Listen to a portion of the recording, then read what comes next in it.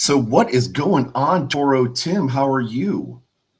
Man, I am doing fantastic, brother, because our San Antonios are the CoFL champions for the first time since 1967. Yup. So, that's great news, right? We kind of called it whatever it was 2 months ago that they were going to do it, but, spoke it into fruition, Oh and yeah. now we're here. Now we are here. And before we go too into tonight's festivities and everything, because we should have a pretty extensive list of guests coming on tonight. Uh, but let me do this first and foremost. Got to give a plug to one of the inspirations behind the show here, but that would be Bangers Fireworks. Right, we're getting ready to have 4th of July here in just a couple of days. It is the 250th anniversary of our great country, and what better Mark it. way to celebrate?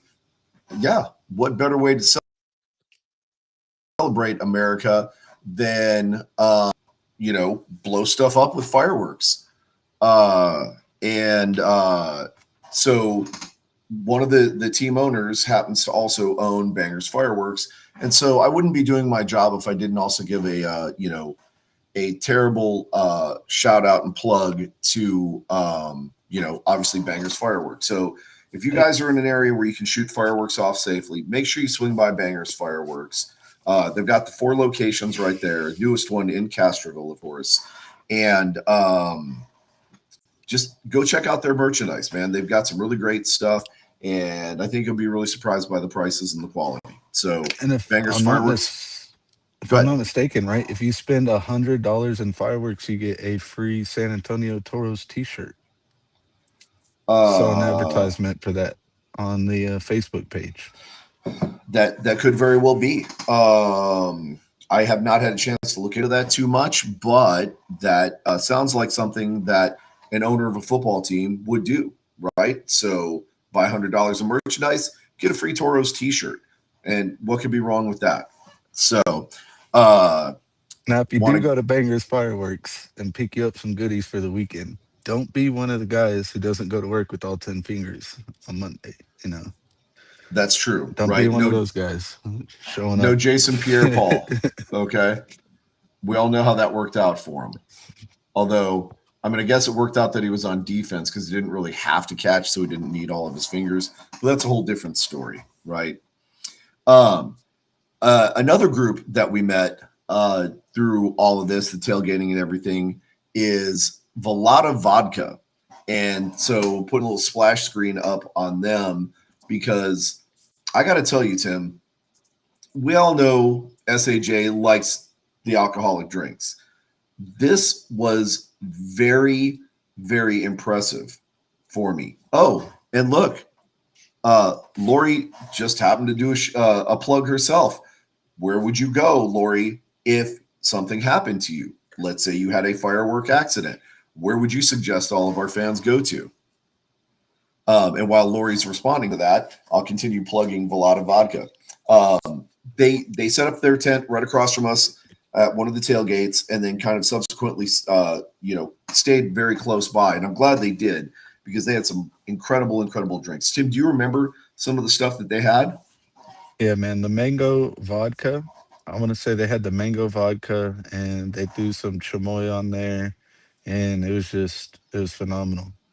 Didn't even taste like alcohol. So it might be a little bit Um, dangerous. I know it almost it Toro's punch for sure. You know, um, it was just an incredible, incredible, refreshing drink. Did not taste like alcohol, and especially on a hot summer day, you could almost forget that you're drinking alcohol, right? So you had to drink responsibly. It was great, and we're getting some support definitely for a lot of. It is very, very dangerous. Yeah, be next season we're definitely gonna have to use theirs for our Toro punch. Yes, Yeah, we'll have to talk to them and work out some stuff for sure. Um, but let's talk about while we're waiting for some of our guests to kind of pop in. Um, what did you think of Sunday's performance of the team? And so, obviously we gave up the points, right? But I thought it was the best football game we've watched all season. It was the most interactive, most engaging, you know, uh, after blowing so many teams just straight out of the water with some of the scores we had. It was good to see the opponent get in there. Tall City, they look great. Tall City looked like they really started to come around and connect as a team. And I mean, unfortunately, that's one of the issues when you don't have the preseason games and the extra time in training camp to make those connections. Because we already knew the Toros had the connections coming in. A lot of players from UTSA were already on the team. A lot of guys already knew each other, so they already had that kind of connection that sparked from the beginning. But you could really see Tall City start to pick that up in that game, and so it was an exciting game. By the way, these are the locations of the complete cares. If God forbid, if something happens, but if something does happen, go to any one of these complete care locations, and they will definitely take care One of of you. these, whatever. If you lose any one of these, complete care's got you. Yes. And Toro Tim, you got a shout out for I your got a punch. fan. Uh, I told you it was some dangerous I mean, I stuff. can't blame them. And then G289 Productions and Entertainment checking in. Good to see you guys. And Cynthia, you got a shout out too from Lori. Um, the I have to agree with you. I thought Sunday's game was a good challenge, especially that second quarter when Tall City made a stand and started pushing back and actually threatening that lead. Um, it was one of those situations where you're like, oh man, is this going to be, a situation where they're actually going to get back into the game? Yeah, especially when you go Um, into that continental shift in the fourth quarter. I mean, anything can happen. mhm. Well, and I thought for the briefest of time, right, that Jerry Glanville may have met his match on defense. He had an offense that had actually adjusted to him. But I should have known better, right? Never doubt Mr. Glanville. And he was able to make adjustments to counter the adjustments that Tall City made and really get that defense back to being dominant again towards, the first part of the third quarter. And then just from then on Yeah, out, just kind right? of showing All the down. way through the fourth. And then the game with the pick six. Can't complain about that. No, not at all. And so it's funny. I got to talk to Obi. He's the guy who got the pick six, and he was talking about all that, and he was telling me about how he kind of practiced that whole thing, right? The pick six, the return, you know, just all the movements, everything. And I'm sorry, I'm dealing with some pushback from TikTok. They're complaining about our video. I don't know why, but whatever. Forget them. Anyways, Obi was not necessarily surprised by it, but I don't think he expected that to happen the way that he did. But that's proof positive in the system that he followed what he was training on. He followed his instincts, everything he'd been working for, and it just came together in a perfect culmination, which wound up leading him to that pick six, and it was incredible. If I'm So, not mistaken, it was one of the receivers in forward motion, right? And he got that jump on it, got in front of it, mhm. and just nothing Oh but end yeah, zone in front of him. yep, he read the route perfectly, got in the right position, snagged it, took it to the house for six. Now, I do want to talk about the officiating and more importantly the sponsors for the game, right? Because we had our crew there also. Greg Simmons and Jay Riley were there, They were watching the game. They definitely had some input on things. What did you think about that announcing crew for Tall City? I mean, I think the announcers for all the entire league, like, watching syndicate games too, that they've been kind of monotone. They definitely started getting into it towards the end of the season, like they were doing a lot better. But I mean, overall, I could have sat there in silence and watched it and been just as content. Yeah, and I don't want to beat a dead horse. Hi, my love. That's Sleepy Toro right there, my one and only. Um, I I understand people are biased. Uh-oh. Speaking of biased, let's talk about the greatest person working for the Toros ever. Because I'm a little bit biased. Miss Jen, how the heck are you? I'm good. How are you? Doing great, doing great. Tim and I were just beating up on the announcing crew for the Tall City game. Oh. So, yeah. I understand being biased and I understand having hometown favorites, but I kind of feel like that might have gone a little bit beyond what would be considered acceptable. Maybe that's just me. Again, I'm the old grumpy, biased, opinionated guy. Um, but there's a level of hometown homerism, and I feel like they definitely took it to the extreme. So, uh, but I mean, you were there. You probably heard a lot of the same things also. Um, what was your impression of the game? Well, I guess my question should be, or my answer should be, let me come back to you. When you talk about the game, are you talking about the game itself? Because obviously our players are amazing and pulled it out and showed them exactly what it's about. But if you're looking at it Yeah. from a sponsorship perspective or a business perspective, my thoughts are different in every capacity. So I guess my question Okay. to you on what exactly. Well, I I think I want to change my question and find out more about this statement here. What what happened, Miss Jen? Well, I mean, the refs. I watched the game. I don't think I have to say too much considering, the way, let's just be candid. The way the refs were calling uh, was kind of scary on both sides. I can't even say it was just one or the other on both sides. Mhm.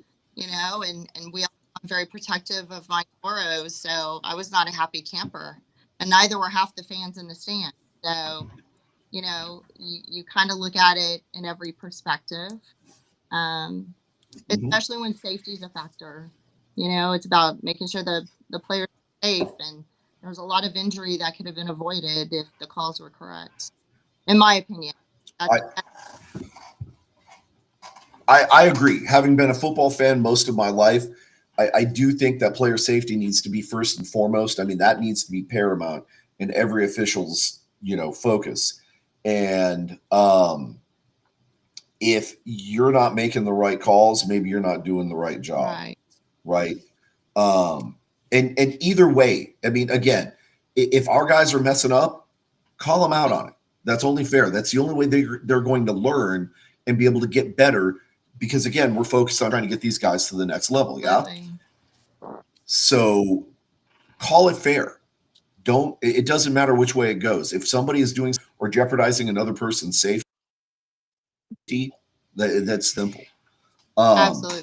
and so I do agree with you that there were some calls that were missed, and some calls that were a little bit kind of over the top.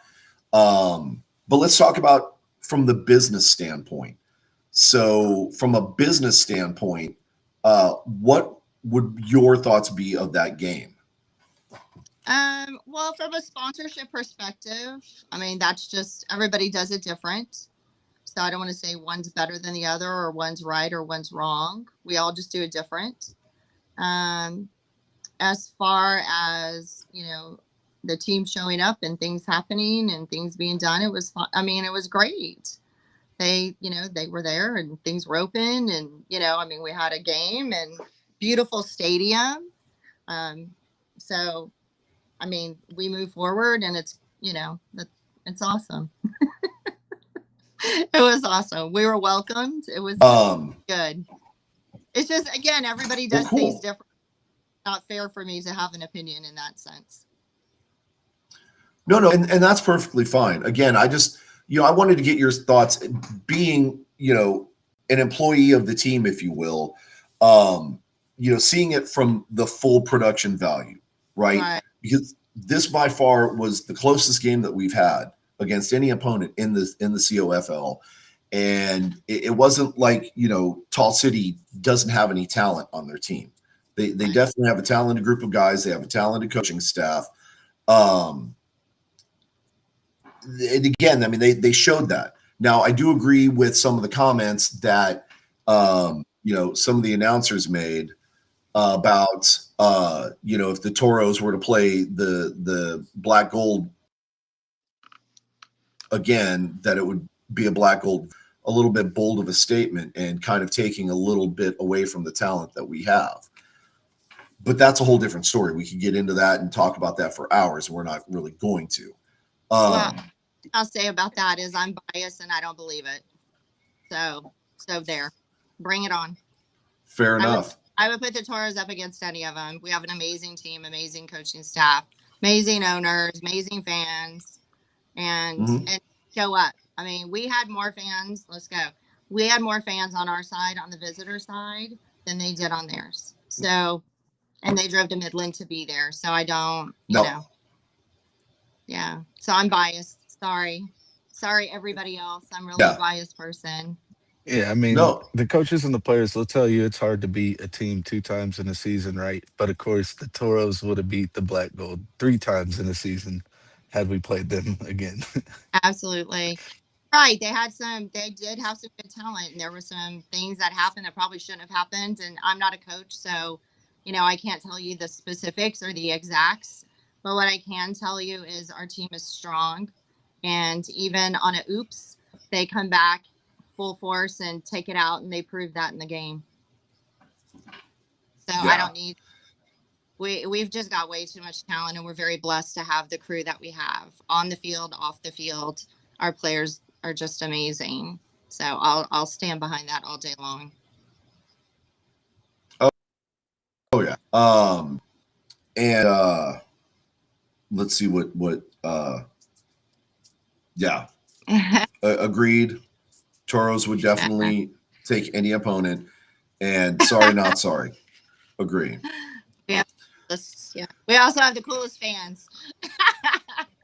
Love well, it. And then you have Tim and myself also. So that's what I have the best fans. We're so lucky, and they show up. It's great. Yeah, and I really wanted to make that game. I know Tim wanted to also. I unfortunately had some prior commitments. We had to do some side work to kind of pay for an upcoming staycation that we're doing this next weekend. Totally get it. Don't have kids. No, I'm kidding. You can have kids. You just got to budget and figure things out. Don't have to explain to me. Okay, so Saturday's game obviously was the closest that we had. Good production overall. Some questionable stuff that happened, but overall it was a good production. What do you think about the season as a whole? I mean, obviously, we won all of our games, right, except for the one that we were supposed to play this weekend, and then, the championship thing falling apart and everything. But how do you think the Toros did as a team, and then how do you think the league did as a league? Wow, you're putting me on the spot here. As far as our team goes, I think it was shown. The numbers showed it. I think that we were very lucky to have some coaches that just did amazing recruiting. Stan leading the pack, and with, Jerry Glanville and Bert Hill and, Charlie and Sing and Alex and River and Marcus and our volunteer coaches. I mean, they found the right players that could play well together. And I mean, it showed. And I mean, that's what it's about, is bringing from the top to the bottom. You've got owners that work well together. You've got coaches that work well together. Proved it didn't matter how much time, we practiced or what we did.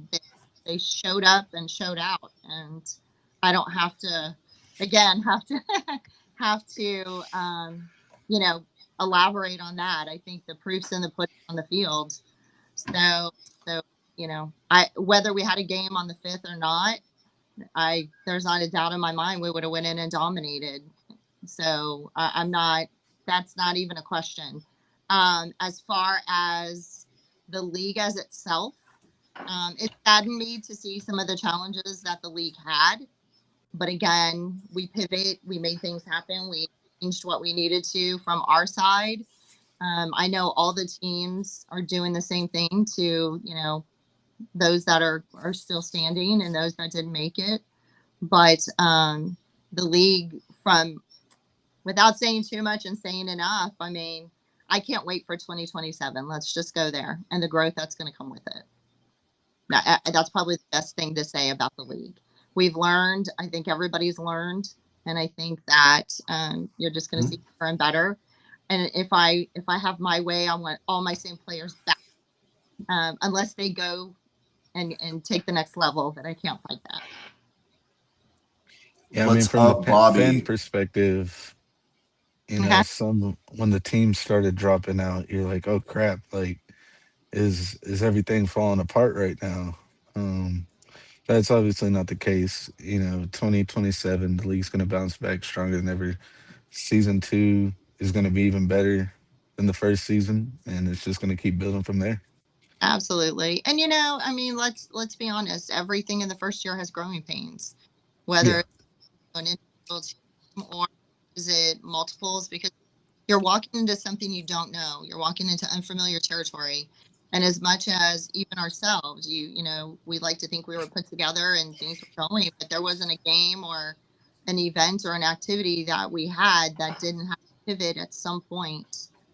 Whether it be, I love this, whether it be, the team stood strong and steady. We didn't have to worry about them, but everything behind the scenes was crazy.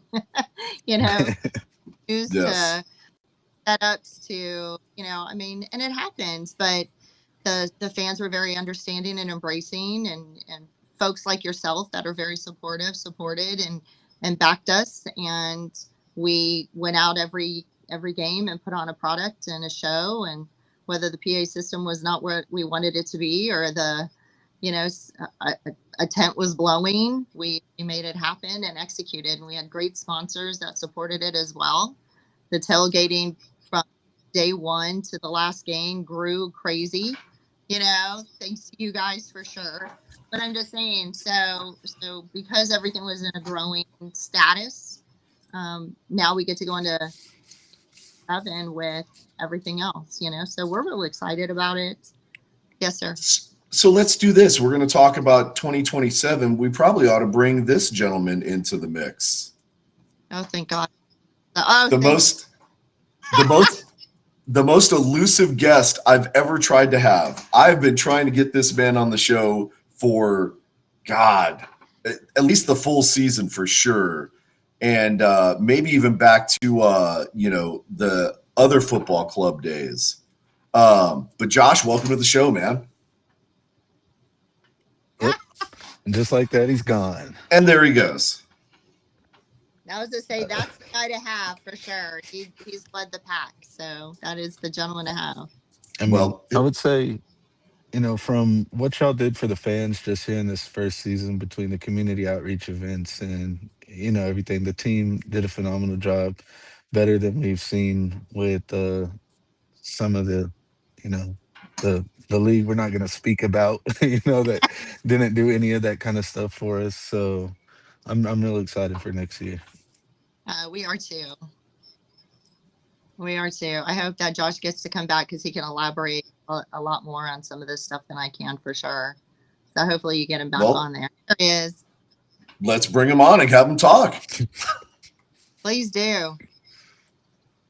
Welcome to the show, Josh. Can you hear us? You got audio? We've got some video from you. Do you have audio, bud? Hear you? Can you There you hear go. me? We can hear you now. So we were talking about 20. Yeah, we can hear you. You got us? I'm hoping you can hear us.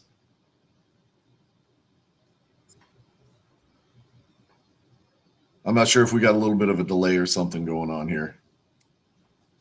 And he might be on that Hill Country Starlink with me. So sorry. Kids don't move to the hill country. Well, Josh, if you can hear us, give us a little sign. It looks like you might be frozen. So, okay. So I'm gonna pull him out of the feed for right now. Josh, if you can get your stuff working, then come back and join us. But 2027. I know you can't tell us too terribly much. There's also not too terribly much that could be told, right? Plans in the works. There's some, irons in the fire. But from what you can tell us, Nothing. No, go right? ahead. I mean, there really aren't any details. We know that the team is looking at, a training facility and a home facility, right? But in terms of scale, how much bigger is 2027 going to be than 2026 was? Again, it'll come back to what specifics we're talking about. I mean, I think that I can tell you this only because I was a part of some of this, is that there were visitors at our games that are interested in participating next year. And what the status is on that, obviously that's not my wheelhouse, but I can tell you there's a lot of interest. I can tell you that our owners are in it for the haul, and that if there's anything that they can do to grow this opportunity to be successful for everybody, not just the Toros, but for everybody who participates, they will. I can say that from my perspective, dealing with sponsors and fans and everybody else, the excitement is there, and people have come and asked how they can get involved for next year. So we're excited about that. Nice. And I can say that as much as we want to say that it all stopped yesterday, it just kicked into the new year. So I think we're all allowed to have maybe 2 or 3 days to breathe a little bit, and we're diving back in. Well, so there's a lot of excitement. I know that we're going to continue on a monthly, like we did our monthly outing, stuff like that. So you're going to still see those. Mhm. We have players that still want to be a part of it, and join us for those informative meeting mixers, meetups for the Toros. And I would love to elaborate a little bit more. I just don't know all the specifics, and I don't want to speak out of my realm. And so right. Hopefully Josh does get to join us again, and maybe he can elaborate a little bit more, because I don't want to speak on their behalf. But I can tell you that you have 4 owners that really care about the league, about the team, about the fans, about the players, about everything, the staff, and putting out the best product they can, not just in San Antonio, but across the league. Well, maybe this next guest can. Yeah, I was just going to say, maybe this next guest can shed a little bit more on this next season, if I can get my computer to work here. Oh my gosh, my partner in crime. Yeah. Yes. I mean, y'all did have some great sponsors for season 1. Well, I just heard Jen talk about a few days off, a few days to breathe. I haven't got that yet. Well, you kind of don't get to, because Mr. 100 win underneath your belt now. Probably one of the sharpest dressed coaches on the sidelines out there. You don't get a chance to rest. Yeah. Well, I'm here. Wow.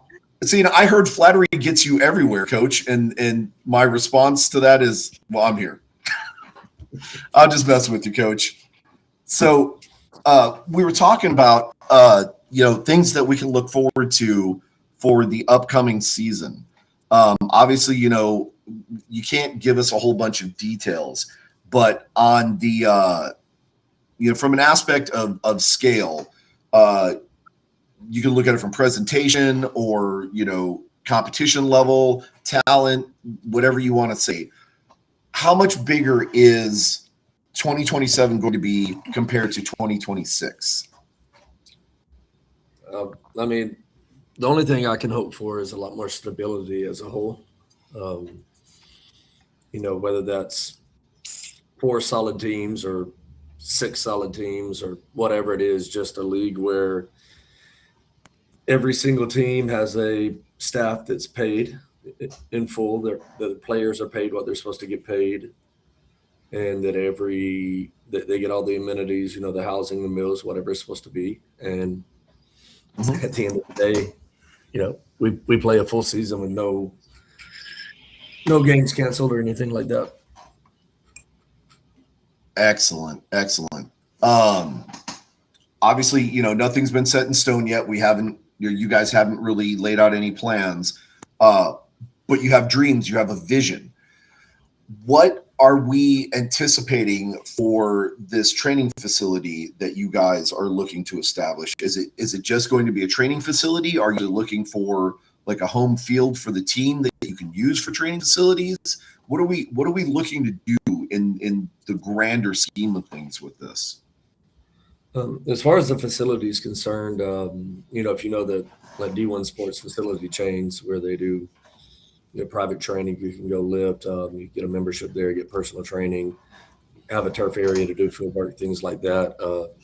That's kind of our goal, is to have something that size or something in that vein. We have looked at some really large facilities that are way bigger than any D1 I've ever seen, and we looked at some that are about the same size. So I think right now it's really just about location, finding the best place that fits.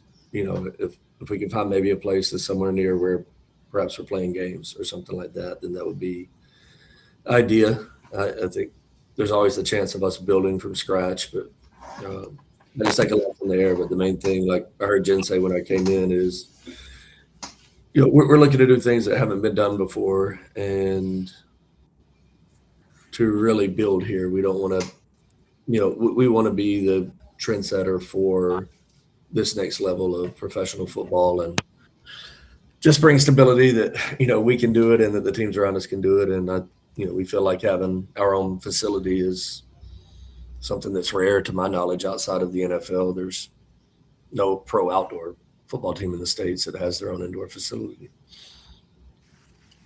That's true. I mean, that would be, an incredible thing to make happen here. So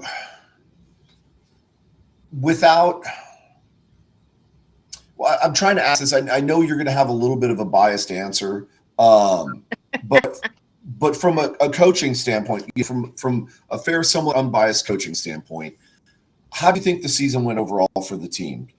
Did guys perform at the level that you expected? Obviously, I think some of them performed a little bit better than expected. I don't know that anybody underperformed. That would be, obviously a question that you would have to answer, and I'm not going to put you on that kind of a spot. But just overall, from a team perspective, how do you think the team did this season? What are some areas that you think might need some areas of improvement? And how do you plan on dominating in 2027 and doing a back-to-back Continental Football League championship? Well, first of all, and this is probably not the answer that you'd want, I honestly hope our league is strong enough next year that we're not so dominant. I'd rather take a 7-3 season and have a battle in the semifinal with someone than go out and win by 30, 40, 50 points every week, because that's not good for the fans. It's not good for our players, because, I mean, I can just turn on any message board or any comments of any game we play, and everyone says they're not playing anybody. I don't think that to be the case. I thought that some positions were stronger than others, but as a whole, both of the teams that we played in the South there's a ton of talent. A lot of guys with Division I, experience that played and did a great job in college, and there's some big name coaches on both teams as well that have been in the NFL and the CFL and every level underneath that. So, for me, at the end of the day, it's always about stability of the league, that we can go out and compete, because that's going to give the guys the best film and the best chance to, move on to the next level. And that's really what this is all about. So, as far as what we need to do to dominate, I think that's short-sighted if I'm thinking just about us right now, because we need to have a stable league to play in order to do what we want to do. So that's probably the most important thing in my mind. As far as performance of our guys this year, it's really hard. I think when people see, like, I don't know, a resume like, say, Obi Melifonwu, who's a second-round draft pick, won a Super Bowl with the Patriots, and you expect, or a Markel Roby, who is a top UFL player, you see them and you expect them to come in. They're like, okay, it's a lower level, so they should dominate. So maybe in your head as a fan, you think, like, this guy's going to just be the best player on the field. And then at the same time, you get guys like our leading tackler, Durant Hill from Mary Hardin Baylor, who has 0 pro experience. And you'd think, okay, well, the D3 kid probably isn't going to make the team, not with all of these, former NFL, CFL guys out there on the field. And then he ends up being about the best one we have. So you can't ever really judge somebody and what they're going to bring to camp, because you don't know how much shape they've been in, how hard they're working, what their aspirations are, and just how they fit within the team. So I wouldn't say there's anybody that necessarily underperformed or overperformed, because I don't know how much expectation we had. We know we signed all good players and that they would come in and compete. And, as far as the overall product, we were pleased. We won every game. Closest game was 23 points. So we won every game pretty handily. So you can't knock the players in any way. They did a great job. You mentioned. Yeah, I definitely. Go ahead. Oh, I was just going to say, Coach, you mentioned having more competitive football, in the games, and having a little closer, tighter games, and even possibly that 7-3 season. And that's one thing me and Jay were talking about when we were recapping Sunday's game, is that, I enjoyed it because it was the closest game we've had. It was the most engaging. The Tall City, they made that run in the second quarter, and it kind of made you sit there and be like, okay, like, we have a football game on our hands now instead of just another butt. So I can't agree with you there and see where you're coming from on that perspective. Well, I just wish that it was more of those that we decided on the field and not by zebras at times, because I'll speak up. I don't care if it pisses off guys in Midland. You can't have a strong league like that too. I mean, I think you really need to educate the refs. They need to understand the rules. Every game we had, every officiating crew thought you'd spot the ball at different places for, different hashes or different places when you kick. Some would say, oh, you can run 2 yards past the line of scrimmage whenever you do the continental shift. Some would say, oh, if you're an inch past it, we're going to throw a flag. So, I think that's things that, as a whole, and, when you're working with local refs with each staff, they're generally going to be high school refs, and they're seeing different things than what they're used to, and players playing at a faster pace than what they're used to. And it just makes it a mess sometimes. And, I felt like both of our road games, that's kind of what happened, and it kind of derailed the on-the-field play. And, I wasn't very happy the other night, and I think that was clear if you were there and you were watching it. But as far as the Black Gold, though, kudos to those guys. They, that quarterback is a hell of a fighter. He made a lot of plays and did a lot on his feet that kept our defense on their toes. And I mean, they're that number one for them. He made one of the best interceptions I've seen all year, and number 6 might be the best player we played against all year, both games. He's a fantastic player. So in my criticism of the officiating, I'm not knocking their players or the game plan that they came up with, because they were much more competitive. But I feel like it's hard to get in rhythm. And I think we had a point where 7 straight times that we got a first down, we got flagged during the second and third quarter, and then you get a 20-0 run. That those things happen. Twice we scored touchdowns. We get a flag that we didn't agree with even after film, and then we turn it over the next play. And it just changes the game. That's all I'll say on that. But as far as our opponents, I thought they did fantastic. They were very competitive. They played hard, and they made us work harder than anyone else did. That was the toughest game we've had. It's the first time I've been nervous during a game.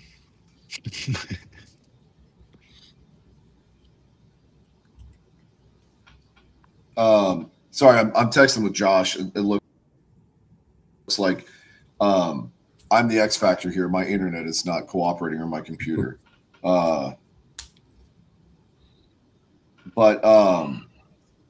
So season's pretty much wrapped up, right? You've got a couple of things to do here, kind of, round things out, and then you're back home for a little while. What can we expect when you come back? Because obviously, even though the season's over, the work is never done. You still got to continue to, promote and be involved with the team and, do all the things, shake the babies, kiss the hands, or maybe it's the other way around. I'm not sure. But what can we expect when you come back for your next visit to lovely San Antonio? You're home away from home. Yeah, I think right now the plan is to come down here and actually, move down here and be down here full time. Around like Thanksgiving, later in the year.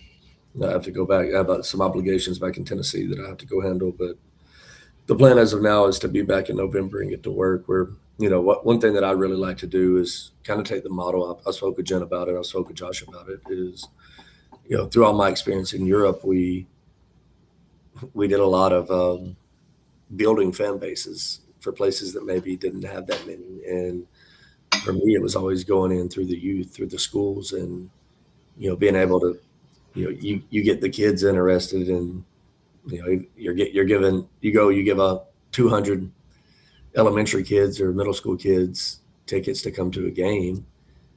Talk to them about, maybe bring a few players. If there's some local players, they get excited about that. And then, maybe throw the ball around with them a little bit there. And then, I don't know any 9-year-olds that can drive a car. So they probably need a ride to get to the game. And there's a good chance that's parents. So maybe they have 2 parents and an older brother, and now you've sold 3 tickets. And, and that's kind of the model that we use to get a ton of fans at different places in Europe. And if I could be here, I could work for the team, full time, day to day, going out, hitting the different schools and just getting out there and being a face for the team. So, pretty much at the end of the day, what it would look like is probably going to be, Josh will probably tell you more than that. Whatever they need me to do, that's what I'm going to do.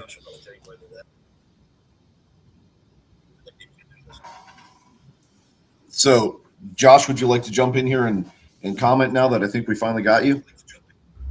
Do we get all of our technical difficulties worked out? Maybe. You're out there at the fireworks stand. There's not good internet at fireworks stands.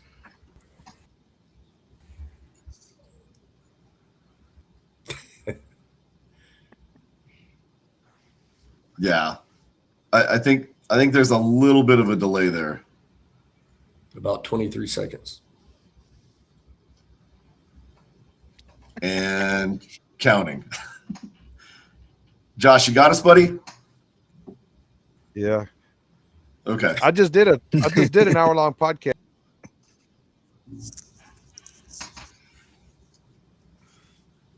It's because of our long history and our ties together and everything, and the internet just doesn't want us to hang out, I think.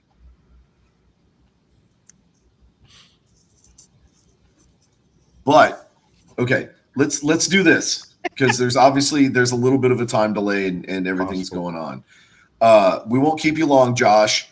But what can you tell us? Something that we can look forward to in 2027 with the team.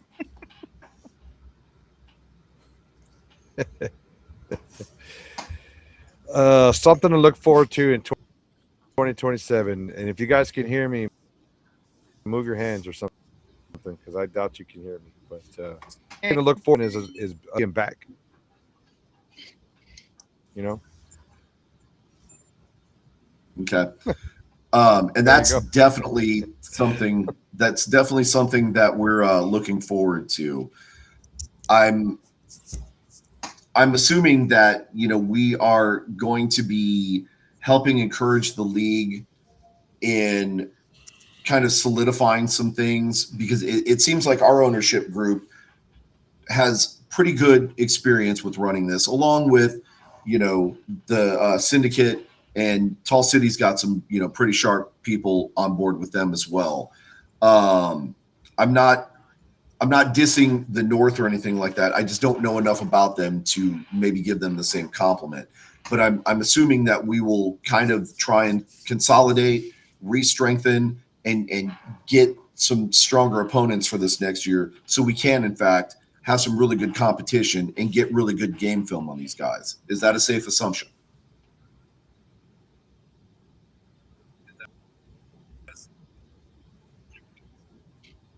Yeah, there's definitely going to be some changes.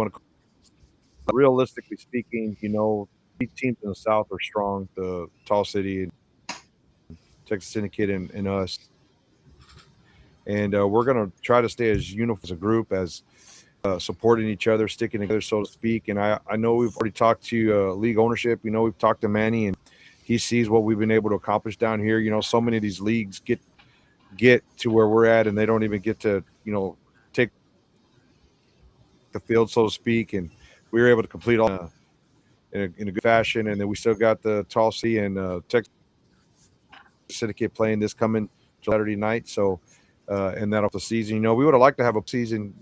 It's just, who are we going to play? We sat back and looked at it and thought, we're going to beat. I don't want to assume we're going to win anything, but we're going to play a team we've already beat pretty handily twice, and playing for a third time. I don't know if anybody would want to even watch that or be a part of it. And then, bringing in some of the semi-pro teams that we did, for the preseason game, I was on board with that. I think all the way to the ushers, the people that had probably had the most experience on game day were the football players, and product on the field because of it, playing that semi-pro team as an organization, just to get in our fans and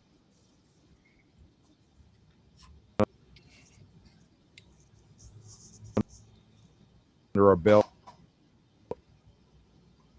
But doing it at the end of the season, good. Talk a little bit about what we're going to. One of the things that all teams that played ball this year in the South want the ability to do is be part of the selection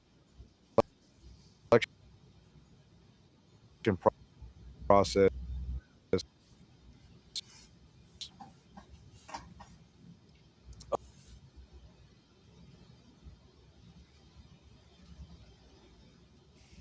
I'm going to step up and be the rude one. Josh, we haven't heard anything in like the last 2 minutes, buddy. Okay. And I think we're all acting, but I'm sure you're saying good stuff. I actually wish I could hear what you're saying, but I mean, you hear like a, we'll talk later. Yeah. If I heard correctly, I heard something about maybe being part of some kind of selection committee or something. Basically, it sounds like the teams are going to have a lot more input and involvement in kind of the structure and design of how all this league goes. And I think that's really good and really important, especially for the teams that have established themselves and proven that they have a working business model. so that they can start. I don't want to say, packaging and mass producing, but using that as a template for the new teams that want to come on board. Like, you have to have these things in place in order to be successful. And if you don't have these things, this probably is not the league for you. So, Josh, we definitely, once you get through the craziness of the fireworks season and everything, which, by the way, we did already do the shameless plug, Bangers Fireworks, let us know. But Toro Tim did see an ad about if you spend $100, you get a free Toros shirt. If that is not the case, make sure to let us know. Okay. Yeah, I think we lost Josh. So I'm going to go ahead and pull him from the feed. So it definitely does sound like we have good plans for the future for the organization. Yeah. I'd like to touch a little bit on what he was just, I think, what he was talking about a bit about playing the semi-pro teams and where we didn't see the value, because I've seen a little bit of whining about how we folded because we didn't play against a semi-pro team at the end of the year. And first of all, credit to the Texas Herd guys. I think that it's been pretty impressive going out there watching them play with 17 players, in 100-degree heat. But, the bottom line, even you watch those games, the teams that they're playing against, you could tell that the Black Gold and the Syndicate at times are trying even not to score just so it doesn't look so bad. And I think that that's a really bad thing for the sport. And I think it's the combination of having pro, semi-pro, and that mix right there. And you can't do that. If we're going to be professional, we have to be professional. You go back to week 1, we all played a non-league game, right? Mm-hmm. There was the Arkansas Nighthawks that went and played the Syndicate, and that's a true semi-pro team. I don't know if there's a college player that was playing there. Syndicate spanked them. You looked at the Herd. I don't know. There's probably a couple of guys there that maybe played college ball, but they only got 17 guys total, so it can't be that much. And I read all year about how we just played a semi-pro team called the Tennessee Hornets, but there was a lot of pro guys on that team that we beat. What was it, 71-0? That was the majority of the Fort Worth Braves. Just looking roster here, I grabbed my phone. They have guys from Kansas, Oregon, Texas Tech, Rutgers, Abilene Christian, Penn State, Texas A&M, Mississippi Valley State, LSU, Virginia, UTSA, University of Texas, et cetera, that played on these teams. So even in that 71-0 thing, it wasn't that we were playing 17 semi-pro guys. We were playing a team with 37, 38 guys, and I think about 31, 32 had reputable college experience, from the highest levels, SEC, to Division II stars, things like that. So they weren't even a terrible team. They were competitive. And if I'm being completely honest, I think they would have been quite competitive with most of the other teams in the Continental League. They weren't terrible by any means. But when you get to say, our season's done, this is where our decision came from players and coaches and staff to clear the air. We're 5-0. The Black Gold has played the Herd twice. The Syndicate's played them once. Combined, they beat them something like 115-12 or something. We beat the two teams that beat them like 115-12. We beat them something like 160 or something to 29. And it's just, there's so much to it. It costs a lot of money to have a game. It costs money to house the players for the rest of the week, to pay coaches, to pay for the facilities, to pay for the food. It's not cheap. And then you get there, and I know the fans want to play and we want to play, but none of our players even voted to play the game, because if we played a team with 17 guys, I don't know if they're going to get past the second quarter before they're out. And then you're forfeiting a game, or you're taking your jerseys out. What do we do? Put 7 of our players over and they put on orange jerseys and play the rest of the game with us. I saw it last year with what was it, the Astros or whatever, the Huntsville team. They Right. played some and one sports or some team, and that's what that team had to do. Like the Astros guys went and played for them, and they took like a 30-minute break. And I mean, if we're trying to put on a professional product, every game should look as close to possible as a professional product. And our players didn't want it. We didn't want it, but we felt like it would hurt the film. It takes away because the black gold are competitive and the syndicate are competitive. And when we're sending the film to the CFL, to the NFL, to the UFL scouts, if they look on the film and maybe they see two great runs by Andrew Henry against, the black gold and the syndicate, and then the next one they see it and there's 5 guys standing on the sideline with one coach, they're going to say, oh, these guys are playing, U37 ball or 37U, whatever the hell. Yeah. And that's not that. That's not what this is supposed to be. It's supposed to be a professional league. Every player is supposed to get paid. Every coach is supposed to get paid. It was supposed to be 40 players, 7 paid coaches. All of these things are together. That's what this is. That's pro football. And we get knocked for doing that by some people in our league because we're doing what the league said we should do, what the rules were.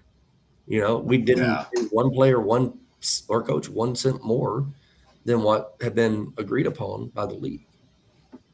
And, I want to see it grow, but it is frustrating to hear all of the bad things we're doing when all we're doing is doing what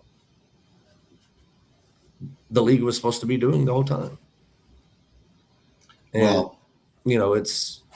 I want it to work more than anybody. Like I said, I'll pass up a championship to have a competitive league where we're all fighting for the same thing. Yeah. We need this. We need AA pro football outside. It's awesome. Mm-hmm. There's great things we can do here. Yeah, and I would say to the first thing where you were talking about, the people in the league saying thing, this, but success breeds contempt. There's going to be people that are going to be envious of what you were able to produce, and that's fine, right? They can get glad in the same pants they got mad in. That's what my parents used to say.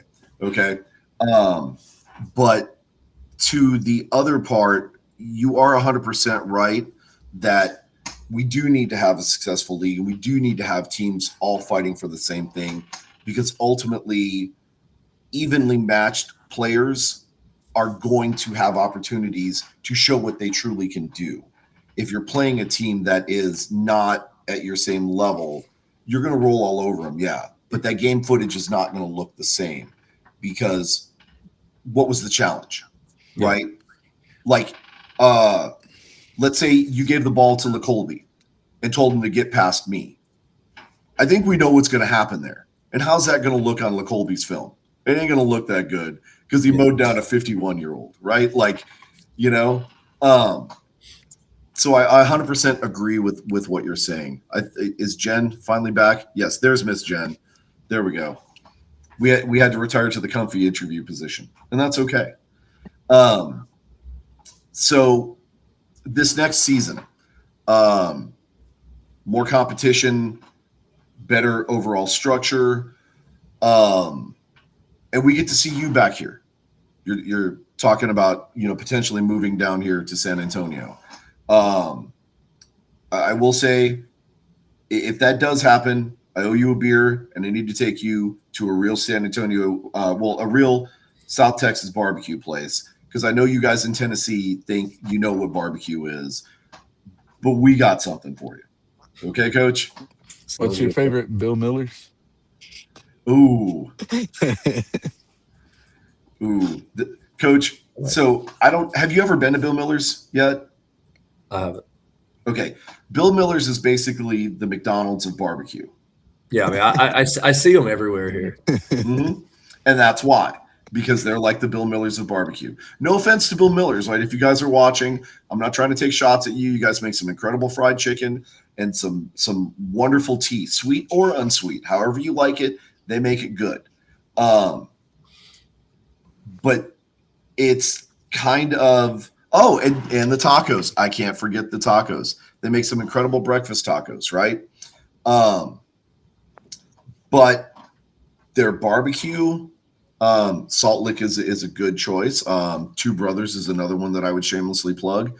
But anyways, all that to say, Bill Miller's is not on the same level as like a Black's Barbecue or like a Salt Lick or a Two Brothers or something like that. Why are you on here just hating on Bill Miller's? Nobody even brought him up. You just went on a 3-minute rant talking shit about Bill Miller's.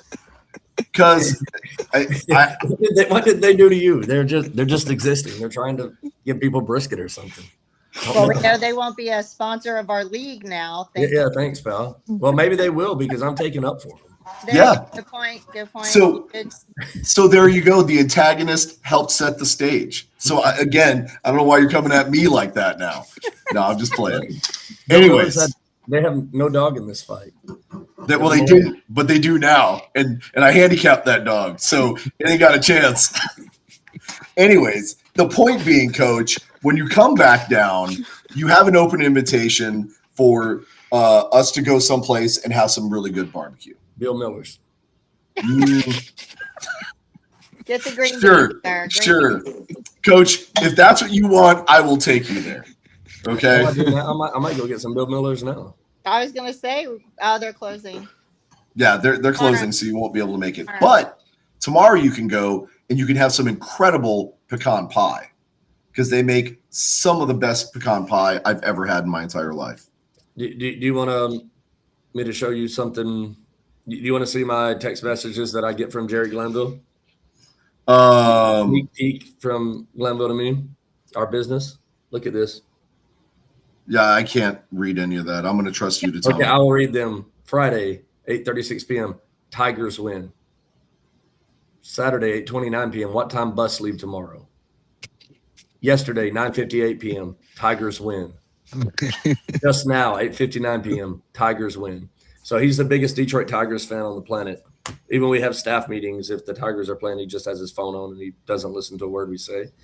And the only text I get from him is if the Tigers win. If they lose, you don't get anything. So normally I get like one text a week from him, but they must be on a roll right now because he's texting me a lot lately. Well, at least he's not a Milwaukee Brewers fan who gets used to all the buildup and all the hype going into the playoffs, and then we die every single season. That's what I'm used to. Anyways, but I don't even know we're a football show. Why are we talking baseball? Sounds like my life as Why a are we talking Cowboys Bill? fan. Well, I'm just trying to get you off Bill Miller's. They didn't do anything wrong. Coach, maybe you can get a new segment on your show that's brought to us by Bill Miller's. I mean, if they're willing to sponsor, I'm willing to say whatever. Yeah, that's not actually true, but I think we have a section where you have somebody that you just talk crap Jay's on. reign of the week. You just hate on. You just hate on for 5 minutes straight, and that can be brought to us by Bill Miller's. So we can do that, but we already have that segment. It's our Do Better segment where we find something and we rip on them about it, whether it's fans. Is going to be on Bill Miller and their barbecue? Well, it was, yeah. So we've already done that segment. It's over now. Do better, Bill Miller's with their barbecue. Do better, guys. Do better. All right, guys. We're definitely over on time. You guys know we never adhere to our true 1 hour time limit that we ever say. From a fan perspective, from a podcast perspective, and just a general football enthusiast perspective, I know we talked about it at the thing last night, but guys, from the bottom of my heart, thank you for everything that you do. Coach, for the work you do on and off the field with the team. Jen, for all the stuff you do, all the promos, all the setup, all, the grunt work. I have never seen anybody run around a football game doing as much stuff as you are and not be on the field. You know what I mean? And this goes for everybody. You guys are just the ones that I have access to right now. But truly, let the staff know we could not have had a better season, and I cannot thank you guys enough for that. Just for the support, for the level of access you guys have provided, and for the quality of product. You have filled that football void in my heart and in my life, and I can't thank you enough for that. Thank you, sir. I appreciate that. Not a problem. And you even got this guy to come down here and come to football games. So, I love it. so Yeah, I all thoroughly right. enjoyed this past season. It was a fun one. It was excellent. So I guess at this point, we'll probably go ahead and end the show here. Again, thank you guys so much for everything. I want to make sure that, you guys know you have an open invite. Anytime you want to come back in, plug the team, talk about anything that's going on. 100%, you are more than welcome. We definitely want to make sure that we show our support because you guys are providing a much needed service for us that we wouldn't be getting, first of all, and we definitely wouldn't be getting the same quality without you guys. So Look, I changed my title. Bill Miller's enthusiast. I knew it. Coach, you're trying to Coach go. You're trying to get a free rancher plate, aren't you? That's their barbecue plate. I've gone corporate. Oh, dang it! Don't sell out to the man, Coach. All of this winning went to my head. Yeah, your 100 wins. By the way, again, congrats on that. That just means I've coached a really long time. Well, and been successful at it. Mike McCarthy has coached for a really long time. I don't know if he's able to say that he's got 100 wins. He certainly didn't once he left the Packers. He's probably got a bit more money than I do, though. Well, So I'd say that's a win in itself. Fair enough. Somewhere. Yep. All right. Again, guys, thank you so much for coming on. Thank you so much for being a part of this and helping make this happen. You have helped this podcast more than you guys know. And I truly thank you from the bottom of my heart. And no, we're not doing the Bill Miller's cheeseburger combo for $11.99 when the burger is literally that big. Sorry, not happening. Can I say something really quick? You can say whatever you want, ma'am. I'm seeing some of the names come up, so I just want to thank. There's some sponsors on here, and I want to say thank you for a great season. And then I see some of our staff is on here as well, especially they're on there. But I also see some of the staff too, so big thank you. You guys crack me up. Yep. It's supposed to be the Velada. How about the Velada Cup? Y'all are behind. Well, we are, but we actually gave him a shameless plug. And I didn't get a chance to find out more information about that wonderful cigar, that Toros cigar. So the staff, Brian, well, I should give Brian all the kudos here. Brian found those cigars and got the Toros cigars for our coaches and owners. So if we can have beer, we can have cigars. So thank you, Brian. I saw you on there. There you go. Kudos. Toros rated R. That's it. We have beer. We have cigars. Who knows what next year will bring? Well, I've told you who I want to get a sponsor, but you won't go for it. You're not allowed to have that sponsor, sir. Okay. but it's $7.99 steaks. I understand. Say no more. That's a Say San no more. Antonio joke right there. Say no more. PK. Okay. I know. And I'm sure Kaylee's on here and probably wouldn't appreciate that either. Yes. Yeah. This is supposed to be, a dysfunctional family show, but a family show nonetheless. So, absolutely. All right, guys, we're going to go ahead and kill it here. Again, thank you so much. Shout out to Texas Sports Productions. They've also been extremely instrumental in helping make this show happen and get to the level that it's at. Our friends over at Alternative Football Network, and then our friends over at the X-Fan Show who turned us on to the Continental Football League in the first place, which then led to me meeting you wonderful people and all that good stuff. And I'm not going to touch that comment. Stop yourself, Brian. Okay. Give him Cindy. There you go. 100%. But couldn't do it without you fans either, right? So, guys, thank you all for tuning in every week and putting up with the craziness and the shenanigans. Hope you're entertained because this is what we do it for, right? It's just for the love of the game and the fellowship that comes from it. So, Tune in probably next week. We're going to have a couple more players for sure. We're trying to get Cam back on because we need to bring a little spice in everybody's life, right? And Cam definitely brings the spice. I kind of feel like I found a kindred spirit in him, which is probably not a good thing for my wife. But, we'll figure all that out later. Some of the players are on here now. Did you see them? No, I didn't even get a chance to see all of them on there. Okay. Well, we're definitely, guys, if you haven't been on the show and you want to be on the show, shoot me a message, Instagram, Facebook, TikTok, X, YouTube, all the socials, right? Texans Talking Football. Let me know. I'd love to bring you guys on and do an interview. We've already had, a decent amount of players, but I'd like to get everybody on because I want to get everybody's perspective on this fledgling league that is building up massive steam quite quickly, right? But anyways, that's it for the show.